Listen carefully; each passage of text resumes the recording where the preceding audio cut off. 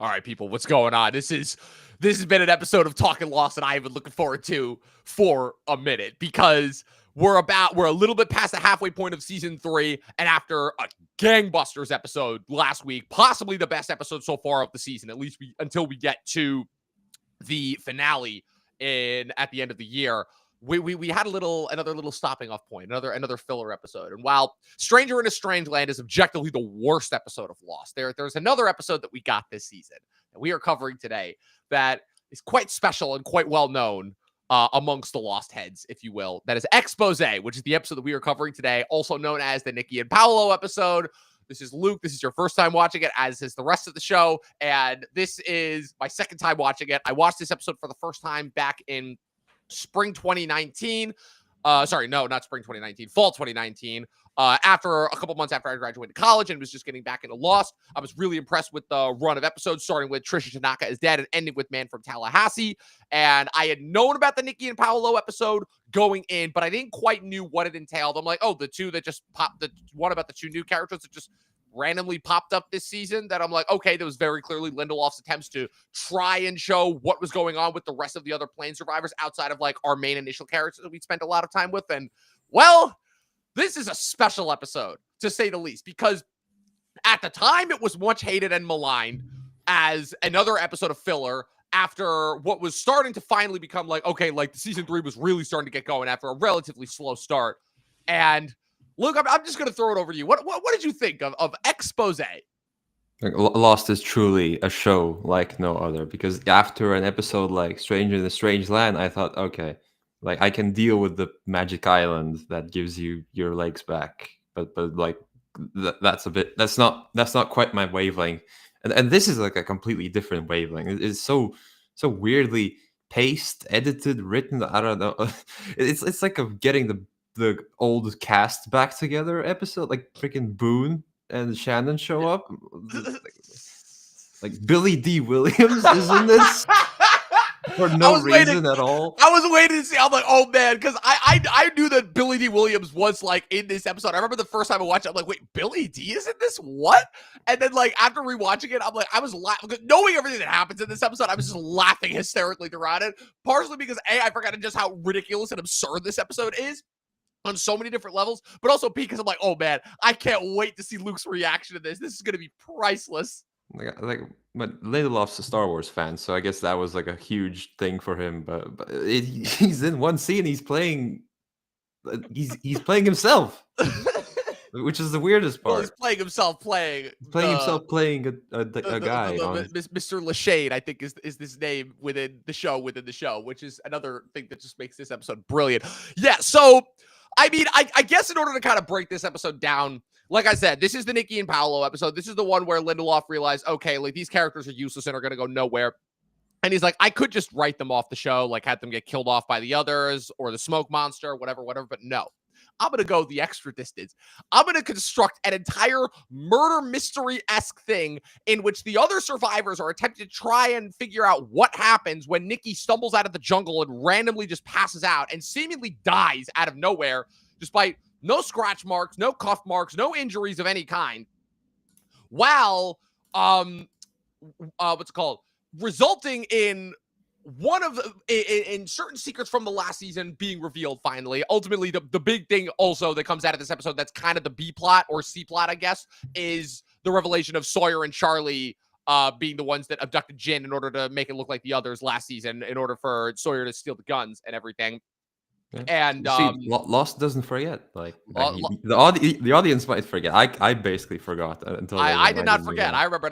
I knew that it was going to come back around. I just didn't remember when. It's like one of those things where I'm like, I do remember that these key moments do happen. I just don't remember what episodes that they happen in. And now that I saw that was in this episode, I'm like, okay. But so, and then we get into a simultaneous dual series of flashbacks in which we discover Nikki and Paulo's reason for why they were in Australia and why they were on the plane, what they've been doing kind of throughout the first 2 seasons leading up until this point, making this sort of another clip show episode, while also being this really weird recontextualization of the whole show, almost kind of telling us like, hey, this is the show that you could have almost gotten if they had gone in a wildly different direction.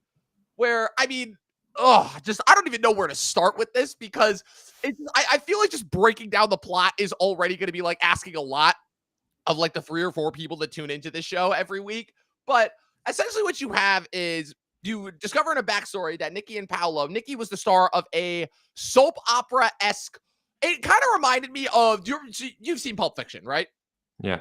So it kind of reminds me of the scene where John Travolta, the expose show within the show that Nikki that is the star of at the opening scene of the episode. It reminds me of when John Travolta and Uma Thurman are having dinner at Jack Rabbit Slim's, and Uma Thurman is breaking down the pilot that she was up for that then didn't get ordered to series, where she was part of like the Fox Force 5, where it was essentially like a series of like badass women that all had like different skill sets. It's kind of reminded me a little bit of that, where it's a very obvious like soap opera / skeezy action show about strippers who are also secretly like crime fighters.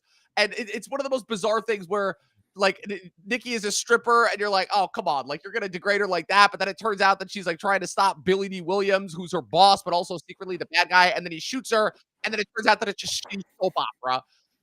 It's revealed that she's having an affair with the director, whom Paulo works for as his personal chef, only for them to pull a double cross, kill the director by poisoning him, and then steal a priceless collection of diamonds so that they can run away together. It's a true, like, soap opera love story. That's how this episode starts. Like, just right there alone already. Like, I was watching. Is this the right show? Have I clicked on the wrong thing on Disney Plus? Like, I know they recommend me like a bunch of random stuff like Grey's Anatomy. I'm like, oh, this is something like this. No, it's still Lost. It's still Okay. Lost.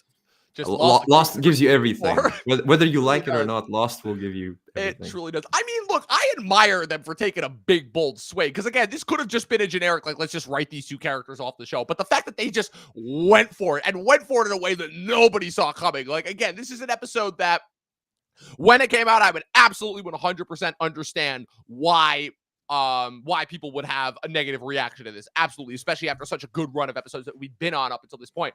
But in hindsight, in the streaming age where we never get episodes like this, where everything is so like carefully curated and morseled out to us, having an episode like this in the middle of such a solid run is such a treat because like we don't I'm going to be a little bit nostalgic here, but we don't get episodes of TV like this anymore. We just don't. Like and so yeah, a lot of stuff like this was really terrible and unnecessary back in the day, but it's just it's so joyous because there's truly nothing like it. So we then transition to, again, the main island plot is Nikki running out of the jungle, passing out randomly in front of Sawyer, who's currently getting his ass whooped again in ping pong by Hurley, passes out randomly and supposedly dies despite having no bite marks, no attack marks, no scuff marks, no anything. And all that she says is some jumbled thing that Hurley believes she's saying is Paulo lives, which causes them to go into the jungle to find Paulo, also in a very similar state. And the rest of the episode is bouncing back and forth between it's Sawyer, Jin, Sun, Hurley, and Charlie trying to figure out what happened to these two, while the flashbacks are kind of bringing us up to speed and letting us know, what's it called? What they've been up to since they got on the plane and crash landed. So you have basically them on in the airport running into Boone and Shannon. Like I said, the clip show aspect, and it's revealed that all that they've been trying to do since they got to the island, since they crashed on the island, is trying to find the diamonds. Like to the point where they've come this close to like seeing like other important plot developments. Like it turns out that they're the first ones that ran into Ethan when he infiltrated them. You know what it was like? It was like they're the Forrest Gump of the island. They're in all the important events, but they don't really impact it. Like they almost run into Ben and Juliet. Ben and Juliet, and also they're the first ones to discover the Pearl Station. They open the hatch. Like, oh, there's a hatch. Well, I'm not gonna go inside. I'm like, what am I watching? What is happening? You're like, what? What are these characters? It's so good. And the fact that and then when they go back to the Pearl Station later, the reason why Paulo was taking a piss was because he was recovering the diamonds. And I love the motivation too for like where the conflict is the fact that all their clips showing, all of them witnessing like other events that have been like important, like really important throughout the canon of Lost that they just kind of disregard because they're just looking for these diamonds. Like, oh, there's a plane. Like, okay. Yeah, there's a plane. Oh, do you want to climb up there and check it out? And a little bit of like funny foreshadowing. Because like, if I climb up there, that thing's gonna fall and crush me. I'm like, I see what you're doing there. But Is it foreshadowing if it's already happened? No, well, because remember that I think that took place. Well, because that the plane is up in the at the Yeah. time when that took place, it was before Locke and Boone even found it. No, no, but the episode's airing. So Yeah, can you the call episode's it? Can you airing. still Yeah, can you still call it I foreshadowing? don't know what you would call it at this point. Call it Like they're just backshadowing. writing their own rules at this point. But and the whole driving conflict is the fact that the reason why. So Paolo finds the diamonds first and hides them from Nikki and tells him he doesn't find anything. Ironically, in the same spot where Sawyer and Kate found the case with Kate's airplane in it all the way back in season 1. Oh man, remember those days? And the whole reason why he keeps the diamonds from Nikki is the belief that, pretty justifiably so, that she will not need him anymore is the justification. And meanwhile, you also have some very entertaining sequences that are setting up the inevitable thing as to why they passed out, where Nikki is hitting on Arzt, also another season 1 relic, who ends up showing her the collection of species that he's discovered on the island, including a spider that when it bites you will paralyze you to the point where it slows your heart rate down so much that nobody will be able to tell that you're even alive. Even though you are still technically alive, you're almost like in a state of suspended animation. Very heavy, what's it called? Very heavy Chekhov's gun there. More on that in a little bit. So they find Paulo. They're going back and forth. There's a very entertaining moment where they were searching their things and Hurley found the Exposé script and he's like, oh man, Nikki was the star of Exposé. And they're like, the hell's Exposé? And they're like, only like the greatest show ever. And there's also some very, very funny meta moments with Sawyer where Sawyer is constantly the audience avatar throughout, where he's constantly being like, who's Nikki? That was great. Just more awesome Sawyer one-liners. And you've also got like, again, there's like a slight bit of conflict where they're like, oh, Sawyer, where Hurley tries to go to Desmond and be like, hey, Desmond, like, can you like use your future seeing powers and like try and figure out what happened to them? But Desmond's like, I don't know about any future seeing, but I did see Nikki and Sawyer arguing earlier. And it turns out it was absolutely nothing trivial. It's just there to be like more conflict for conflict's sake. And then it's like, oh, she just wanted a gun when she found out that Paolo was lying about having found the diamonds and Sawyer refused to give her one. And I love that the reveal of how Nikki finds out that Paolo was lying about the diamonds is the fucking nicotine gum, because the nicotine gum that he is addicted to was in the same bag as the diamonds. And so that was, and it's funny because as soon as I saw him chewing the nicotine gun, I'm like, oh, that's what's going to give him away. I'm like, I'm like, these goddamn nicotine fiends. So yeah, just what are your thoughts on it so far? Yeah, again, I'm watching this whole episode. And like, these people aren't here on the island to learn any lessons. They're not here to overcome any trauma. They're just here for they were just an unlucky passenger, and then the showrunner decided, hey, we need more characters. We're already introducing like a bunch of new ones with the others. No, we need to introduce 2 more on the beach crew because for some reason, obviously that backfired. So this is just a massive course correction, but it was very entertaining to see it unfold in real time, not just from a story standpoint, from a show running standpoint. It's like, okay, we got to undo this, so let's just do it in the most unambiguous terms possible. But then it gets like super dark at the very end. Yeah, that's the thing, because like like I said, they go for it in a way that I don't think I've ever seen from any other show in terms of writing off 2 characters, where essentially it's like an accident of circumstances, where the whole reveal is that when Nikki confronts Paolo about him hiding the diamonds from her, she essentially uses one of Artz's spiders as a weapon against him to paralyze him, which will allow her to get the diamonds off his body, which he hid near his junk, only for her to then get bitten by the spider herself. She buries the diamonds, runs out onto the beach. Sawyer found and dug up the diamonds. And by the time that the paralysis effect wears off, the survivors have already moved on and already believe that they're dead. And by the time they wake up to find themselves being buried alive. Like, and the whole episode, they're like so nonchalant about it. Oh yeah, they died. Oh well, I guess we gotta bury them. Like, go get a shovel. In fairness to the rest of the survivors, at that point they'd already experienced how much death Boone, Shannon, Ana Lucia, Libby, now Echo having been brutally murdered by the smoke monster, even though he was buried out in the woods and only a few people. Ironically, also Nikki and Paulo were privy to that. So like, by this point, I think they're pretty desensitized to people dying on the island. But yeah, it's just it's so brutal, almost to a comical level, to a point where it's like, oh, get it? These characters are so useless that by the time they try to like justify their existence, the other characters have already moved on. And it's just, it's so sickening and yet so funny. It's so fucking funny in that by trying to create one of the most extravagant and bombastic ways to write off two ultimately useless characters who matter very little to the plot overall.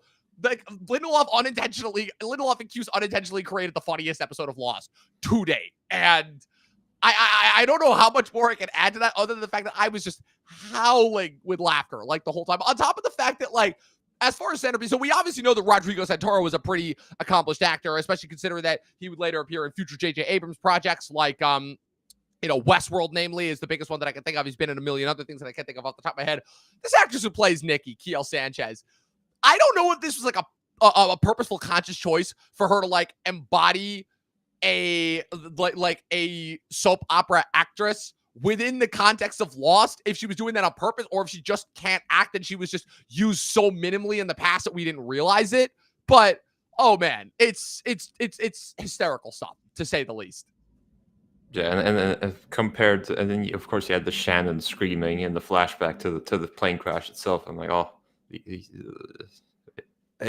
had the whole flashback of the plane crashing. I'm like, we've been here already. We don't need to see it again. But yeah, but yeah, we didn't it's see it from like Nikki and Paulo's perspective. oh, but it's like retconning, but like not even because you're not changing. Yeah, not anything. really, because you're not changing anything. You're like I said, it's ultimately it's a weird episode. Yeah, it's funny because I just finished Lost Back to the Island, which is the official Lost recap book, and there was a lot of insight that book gave on just the show itself and individual chapters as well. And one of the interesting things that they said about Exposé is the fact that, yeah, this is almost kind of showing you the show that you could have almost gotten, which is essentially just a soap opera, but on a desert island, essentially, instead of the Lost that we know and love. And it's both, again, it's the thing that makes Lost, is the fact that they took so many big swings that modern day TV shows would never allow them to if this was like on a streamer and released in like a binge style, that it's ultimately what still helps make the show as unique as it is, because the fact that it all helps to contribute ultimately to the identity of Lost as a show. Lost is ultimately a show that is made great by its imperfections as well as the things that it did really well. And Exposé, problematic or hilarious as it is, no matter how you look at it, is a part of that legacy. And unlike Stranger in a Strange Land, which I feel like you could largely cut and adds really nothing to the overall trajectory of the show, other than kind of being an indicator of behind the scenes of, like Lindelof and Cuse realize this is where they need to end the show. This is just like such a weird random blip. And again, it's another thing of to where like, yeah, we're having all this conversation now about the show, but the thing is that what we're ultimately saying is nothing new, because the conversation and factoids that came out about Lost were all being discussed in real time when the show was on the air. Like I said, part of the reason why the show was the biggest show at the time is the fact that Lindelof and Cuse were actively engaged on the chat boards, on the early Reddit threads. It was the first like fan like show that was catering to its own fans, which really no show had done before. Like not even The Sopranos did that, because The Sopranos was still like kind of traditional TV. And then Lost would ultimately be followed by other shows like Community, like Game of Thrones, like these other, now I guess Stranger Things would be the modern day incarnation of it, where it's like very much like the fan interaction and enjoyment and discussion around the show is just as integral to the show's identity as anything that's happening within the fictional world of the show itself. Yeah, and of course the whole mystery aspect of it, like it is inherently a mystery show. It's like Sopranos, it's a crime show, right? And Lost, it's a full on sci-fi mystery show. And we'll see. I guess we'll see how much more sci-fi it gets. But this one is just is like you said, it's a blip in otherwise very, very good season. So yes, I guess this is the one hurdle before the full steam ahead. One last hurdle before the full steam ahead. And let me tell you something. Started with next week's episode. We start and we do not stop until we get to that finale. Like there's still a couple like stopping off points, like, oh, Juliet has to treat Sun when she finds out that she's pregnant, and we know what happens with pregnant women on the island. We get a Desmond flashback that kind of seems useless at first, but then it turns out to be really setting us up for the other part of the finale that's going to come in. So like I said, it's full steam ahead from this point. And once we get to December, those last four, starting with the Brig and the Man Behind the Curtain and ending with Greatest Hits and Through the Looking Glass, we're in for a ride. That's all I'm going to say. So Luke, thank you for joining me once again for the most bizarre and funniest episode of Lost to this point, Exposé. Oh, it was such a treat, like getting to experience this with you. So, where can the good people follow you on the interwebs? Yeah, as much as I do love the more episodes where we get into like the storytelling methods and whatnot, an episode like this is a very nice contrast. Like it's just so weird. It's so weird. There's It's no so other show weird. will give you no other Nope. show will give you this. No other show will Like, do this. but you can find me at Luke Reviews on YouTube.